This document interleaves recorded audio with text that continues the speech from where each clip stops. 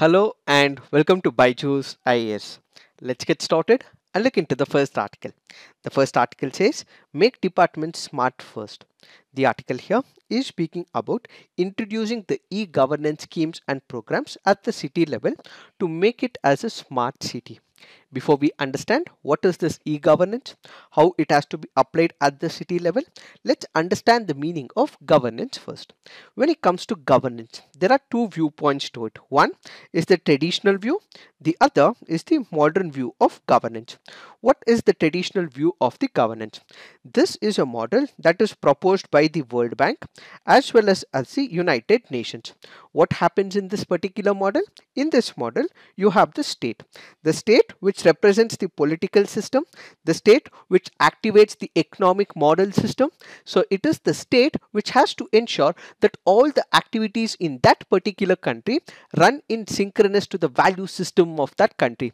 So basically, when we speak about the traditional view of governance, it includes exercising the political power by the state, by the government in that particular state, so that it can manage the complex affairs of the state. So when you consider the traditional model, the importance is given to the state, the importance is given to the government. But we also have the modern view, which is supported by the European Commission. What is this modern view? When it comes to the modern view, you have multiple actors in picture. Who are these actors? It can be the government, it can be the private agencies, it can also be the NGOs as well. So different institutions also contribute to the growth and glory of the society. They also have their own institutional establishments as well. So the modern view says it is not only the government which is remotely operating, but it is also the other sets of institutions like the private agency as well as the NGO. What is the private agency doing? Let's take the example of CSR. When it comes to the NGOs are also operating in the education sector, the health sector. So the modern view says when you speak about governance, it is a network approach. Network approach of what? The government coming into picture, the private coming into picture. You also have the NGOs and civil society operating on all this basis. So when you consider the traditional approach or the model supported by the World Bank or by the United Nations, it is the state which has the onus of developing that country. But when it comes to the modern view, which is the European Commission's model, and also the modern view, it takes into picture all these entities contributing for the success of the society. Now, what is e-governance? Now that we have understood what is governance, e-governance basically stands for using the internet and the communications technology, using the computer, using the cloud technology, using the applications to ensure that the governance is delivered to the people. When you speak of the historical governance or governance in general, you had man-to-man communication. But what are we doing right now? We are making use of the communication technology.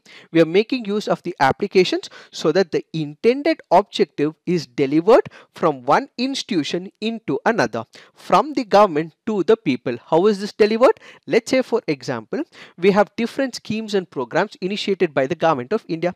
The Digital India program, different applications for the farmers. So this enable what is called as the e-governance model. So what are we discussing here? We are discussing about how this e-governance can be applied to the smart city. When we speak about smart city, what is a smart city?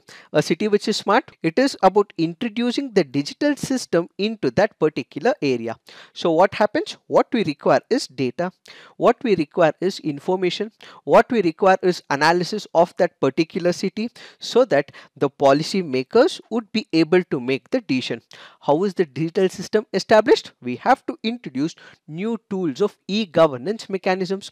We have to introduce applications in that region. We have to ensure the data in that region is collected and ultimately fed into the system, so that the policy makers would be able to make a firm decision as to how they can approach about implementing the e-governance models into the smart city program. So when we speak about the smart city program, it is about introduction of the technology so that everything is simplified as a whole. Why is this very important? The future is the future of cities. Many people are migrating from the rural areas to the urban areas. What are they looking at? They are wanting to explore their lives. They also want livelihood means and mechanisms. So what should the local authorities do? The government and the local authorities should provide the local amenities to the city areas, and at the same time they also have to ensure there is efficiency in this particular delivery. So how do we do that? That is by collecting the data. So ensuring that we collect the right amount of data, this is fed into the system so that the policy makers would be able to work and introduce new schemes and programs is what is the agenda of smart city program. When we consider such decision making skills, one of the important things that we have to look at is an objective criteria of envisioning the development of the city. But for this, what we require is the subjective interpretation. So on a whole, we have to develop the city. This is the objective criteria that we have. Can we develop as a whole? No. What we require is the division. What we require is the compartmentalization. What we require is the segmentation. So what should the government of that state do? The government of that state will have to select one step at a time. So objectively, we have to develop the city, but this cannot be done at a unilateral level. But what we require is steps to be taken one after the other. So basically, select one particular region, select one particular application, select one particular area where this can be introduced as a pilot project, and eventually there is a larger picture of establishing the smart city program. How do we do it? The article here basically breaks them into three different compartments. One is the processes that has to be looked into picture. Second is about giving more power to the human resources, and finally citizen centricity, which is about the outcome, not the output but the outcome. What is the difference between output and outcome? Let me explain this eventually. When we speak about process, what is this process? We have something called as the means and the destination. What is the destination? The destination is the objective. What is the objective? The objective is the establishment of smart city. But how are we going to develop this smart city? We need a route, we need a path, we need a particular area of operation. That is what is called as processes. So as of now, what we are doing is making use of the manual interventions. One such manual intervention that can be changed so that an alternative path of digital ecosystem is developed is given in this article. What is it? When you consider the local authorities, in fact you consider the rural areas or the urban areas, how do they operate? They have these huge books and piles of books as well. What do? In case they want to procure something, they write it on the pen and paper, record it, and then ultimately it is delivered to that particular institution or to the delivery person. But what exactly happens? The article here goes on to say that if there is pen and paper that is used, this can give rise to errors as well. This can also give rise to lack of transparency as well.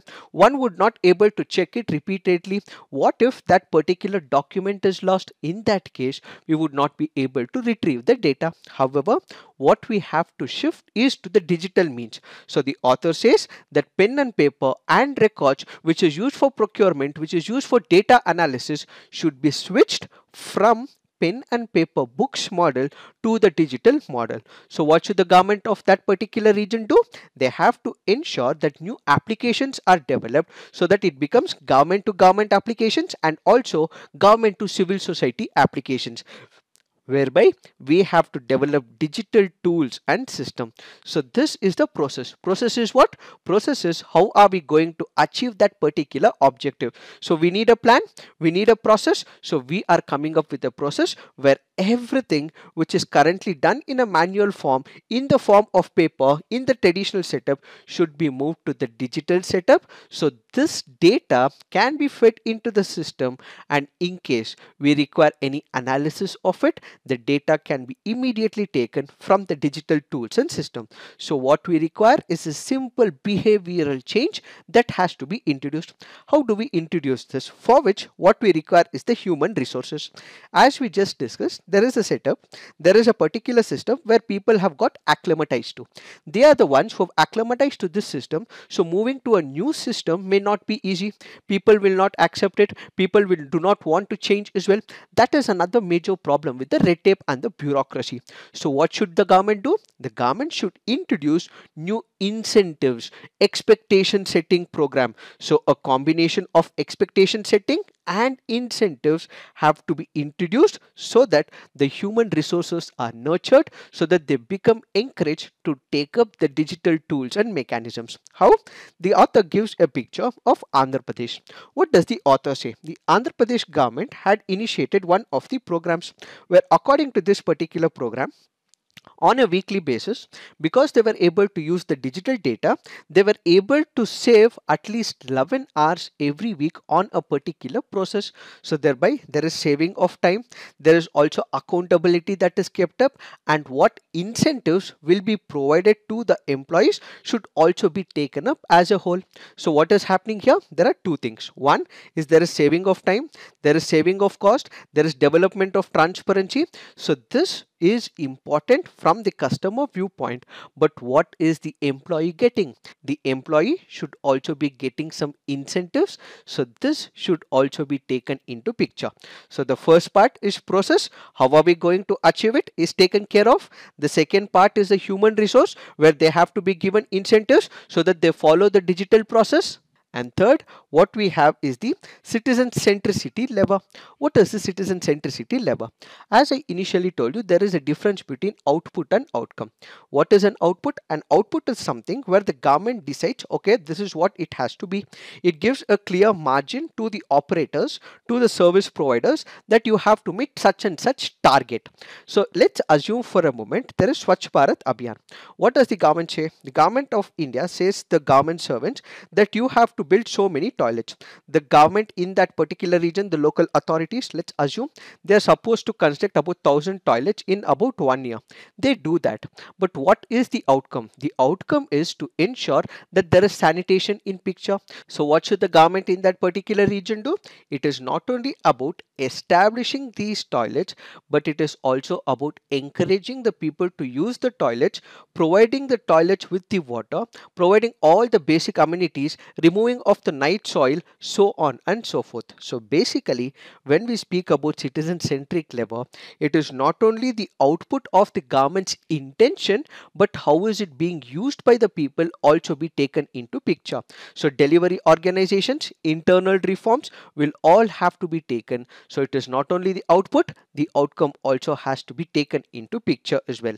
So ultimately, if we are able to bring these changes in the e-governance model, in the ease of interaction, when we are able to improvise on the efficiency, the data-driven approach, and each department is reinvented, reformed every single time. So one department is reformed, second department is reformed, third department is reformed. So ideally, what we are doing is segmenting them, reforming them, but on a whole, we are also catering to the objective criteria of smart cities.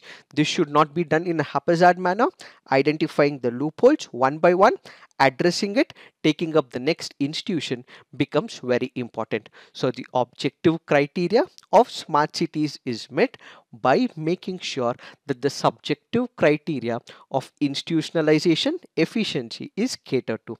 So remember that what we are speaking right now is about the modern viewpoint, where the modern viewpoint also takes into picture not only the top down approach, but it takes into picture the bottom up approach. What is this bottom up approach?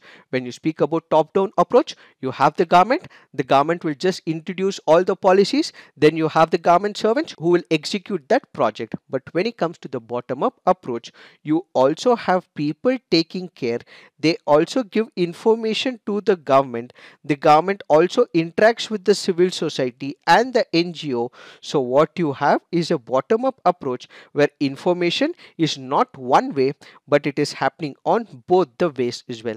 Such a model should be implemented so that everyone's confidence is taken into picture, says this article. It is this that we have to understand in reference to this article.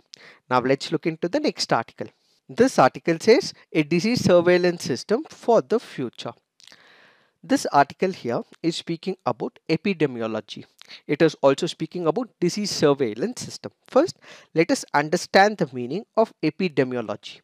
What is this term in the health all about? Basically, it is the study of how a disease occurs in the society, how it is impacting the people in the society, why is it happening in such a manner, what are the plans and evaluative strategies that we have, how is it going to impact the people and the society, and ultimately coming up with the solution is the intent of epidemiology. So what happens here? Basically, people enter into the mode of research. They try and understand how many people this particular disease or the disorder is impacting. If the numbers keep on changing, how is this disorder affecting the society, and how is it going to impact the economy? What is that we have to do?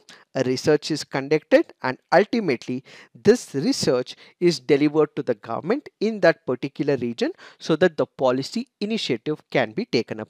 So what is epidemiology? Basically, this is about taking action to prevent that particular disease. First, it has to prevent it.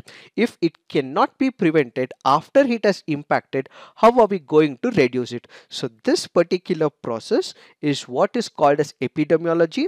This particular process will help in advancing the disease surveillance system. When it comes to the disease surveillance system, what is the disease surveillance system? We will be constantly looking at new viruses, new bacteria, and new diseases that can impact the society. There are two ways of looking at it. One is the developed country approach. Then we have the developing country approach. What is the developed country approach? This is what is prospective in nature. So they are anticipating for something. So they have an established mechanism. This established mechanism is looking for new viruses as well as bacteria. The disease is still not present, but they are constantly looking for it, that in case there is any eventuality that happens, they are already prepared to take up such a disease dismantle. Then you also have the developing country approach, or you can call them as low and the middle income countries. How does this work? When it comes to the low and the middle income countries, you also have the underdeveloped countries as well. What do these countries do? They do not have the institutional establishments. They do not have the money that the developed countries have. They do not have the financial might of the high income countries. So they cater to the after disease involvement, which means a disease comes into that region. So after the disease comes, what should be done will be the objective of this particular countries. So when it comes to disease surveillance system, there is a constant development, prospective in nature, of the developed countries, and at the same time, when it comes to the low income countries or the developing countries, if the disease already comes, what measures have to be taken, that is looked into by the developing countries. So in order to prevent such system in the past, we have the advanced countries who properly ensure that they have a disease surveillance system to prevent the future diseases. To take the example of disease surveillance system in a prospective mode, it was also given boost after the avian flu in 1997 and the severe acute respiratory syndrome outbreak in 2002 and 4. Now this is happening at the international level.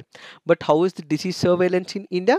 In order to ensure the disease surveillance, that is epidemiology or understanding the disease, does happen in India, we have two institutional mechanisms. One is the National Surveillance Program for the communicable disease. Then the government of India, because there were certain issues, problems with this particular program, also initiated integrated disease surveillance project. So what will this project do? Basically, it will strengthen the laboratory capacity, train the healthcare workers, and also ensure that every single district also has one trained epidemiologist. So basically, what we are doing in this particular process is improvising on the health setup. We are catering to the training of the healthcare workers, and finally there has to be one trained epidemiologist, so that if there is the prevalence of that particular disease, this person would be able to give the information to the regional headquarters, and ultimately it is delivered to the state as well as to the central government. So this is one of the initiatives which was taken up after the SARS outbreak in 2004 India launched this particular program. What is the significance of this particular program?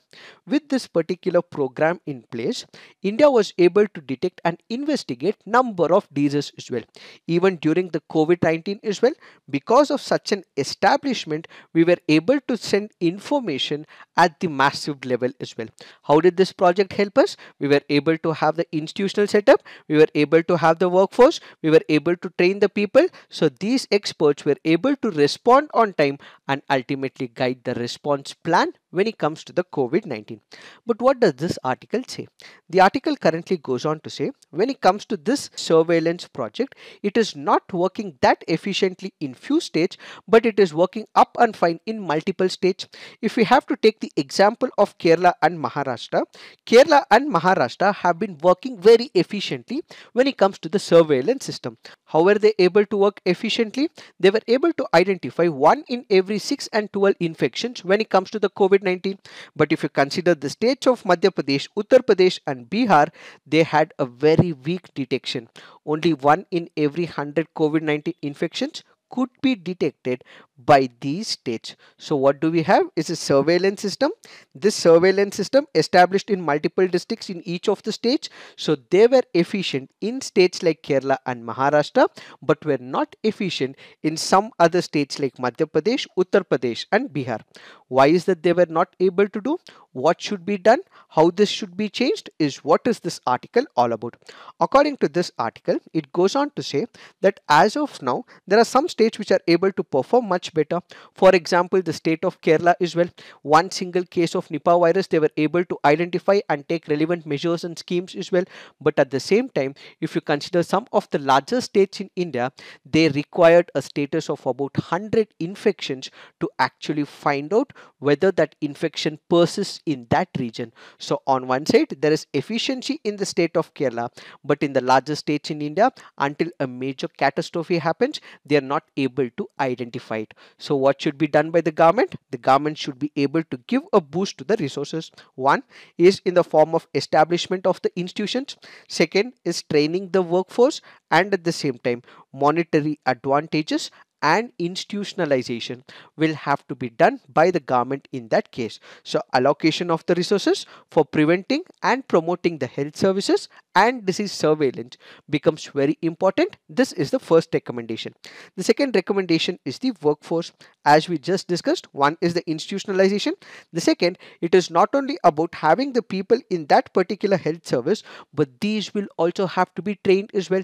They should be in a position to understand whether there is a disease and how this has to be catered to.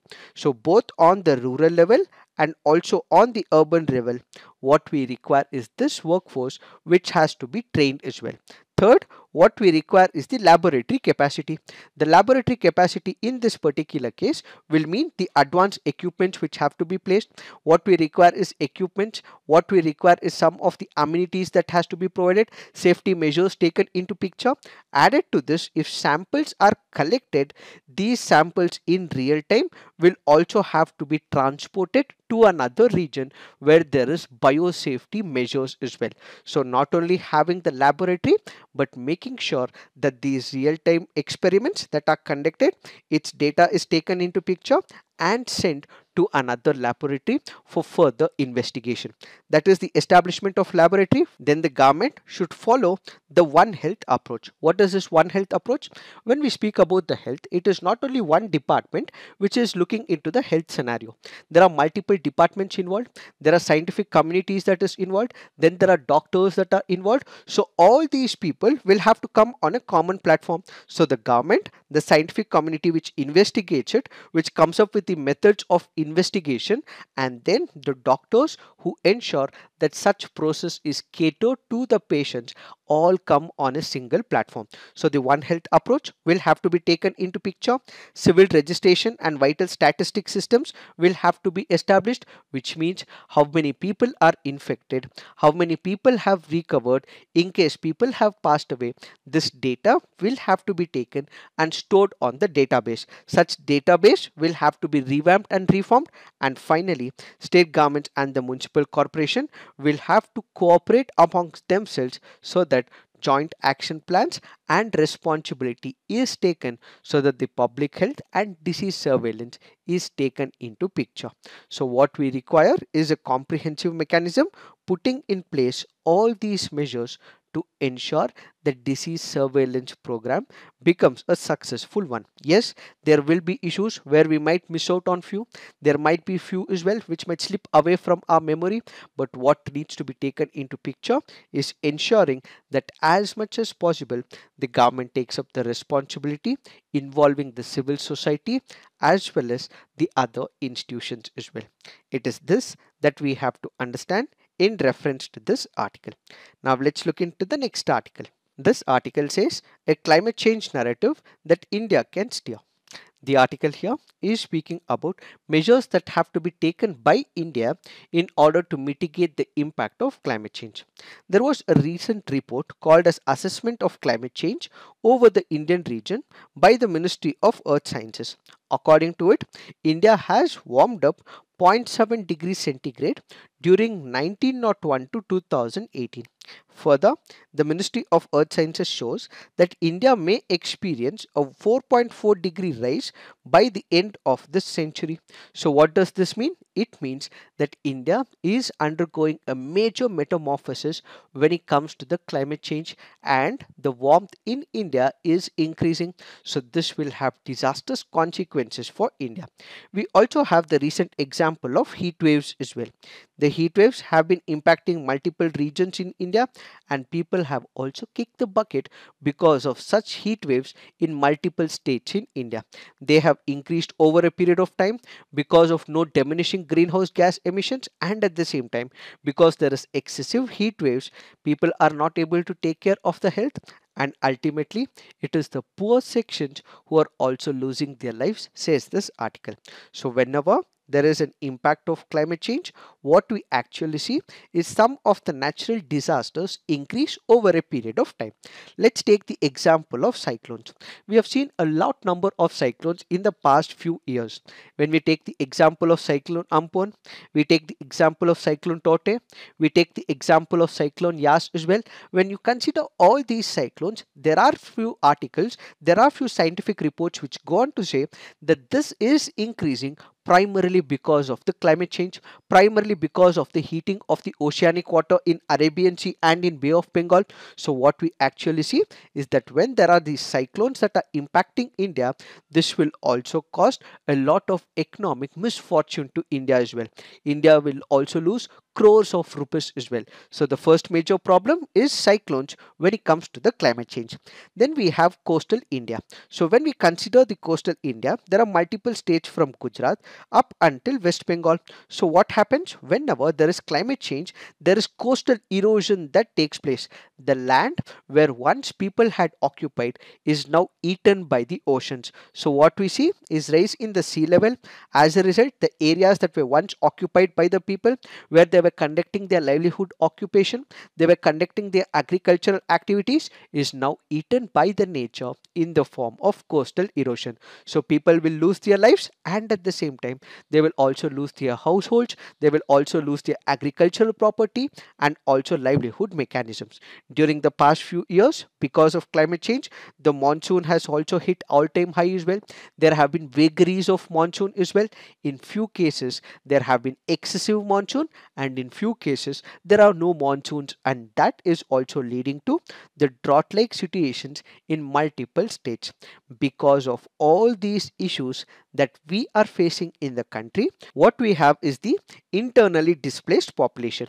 What are these internally displaced population? This is what we can also call as the environmental refugees. Who are these environmental refugees? They were living in a particular area, but because of the climate change related issues, they have to leave their home native region and move into a different region. For example, because of the coastal erosion, they were living in the coastal areas, but they cannot live anymore. So what they venture is into another region. This will result in what is called as internally displaced population. But India has not done something bad when it comes to the climate change related measures. It has taken number of measures in the past as well to prevent the impact of climate change. Let's take the example of climate change performance index.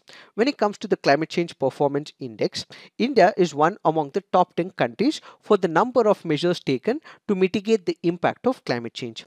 Now the question for you guys as part of the assignment is, who publishes this climate change performance index?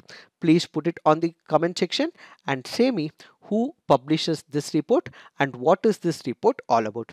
Then India has also taken up the nationally determined contributions as well, where on its own it has promised that it will be reducing the emissions intensity of GDP by 33 to 35%, and it will also have 40% of installed electric power capacity by the year 2030. And India along with France also became part of the International Solar Alliance. So India has taken number of steps in order to mitigate the impact of climate change. However, these steps are not enough, says the author. Why? That is because India is not fully compliant with the Paris Agreement. India has been making the nationally determined contributions, but it is not able to fulfill the criteria established under the Paris Agreement. We also spoke about mitigating the impact of the carbon as well, carbon emissions, but we are not able to achieve what we have promised when it comes to the carbon emissions. And at the same time, what we are seeing is that India by the year 2027 will be having the highest population, which means more will be the emissions, which means we will be one of the largest emitter of the carbon as well. So during this particular process, India will have to come up with the policies. India will have to reinvent itself. India will have to ensure that it is meeting the climate parameters, says this article. India has the ability to speak to other countries. India has the ability to negotiate with countries. So India should also take the responsibility and make sure that such a climate disaster does not haunt India in the near future, says this article. It is this that we have to understand in reference to this article. Now let's look into the next article. This article says IS sleeper cells working in Kerala. The article here is speaking about sleeper cells. Who are these sleeper cells? These are a group of operatives. These can be called as terrorists. These can be called as individuals who are working in a clandestine manner, in a secret manner. They are not operating in an active phase of terrorism, but when they get a call from their secret agents, they immediately activate, and as a result, this can result in terrorist activities. So who is a sleeper cell? He is not an active member of a terrorist organization, but he would have been trained, he would have got the information, so he would be quiet for a considerable period of time, but when he gets a message from the operators, he immediately activates and ensures that there is a terrorist activity. So when it comes to the sleeper cells, these are the ones who get the recommendation and order from another person or an institution. Until then, they do not activate themselves, which is why they are called as sleeper cells. What is happening in the present situation? We have the National Investigation Agency, which has arrested few people who are acting as sleeper cells of the Islamic State.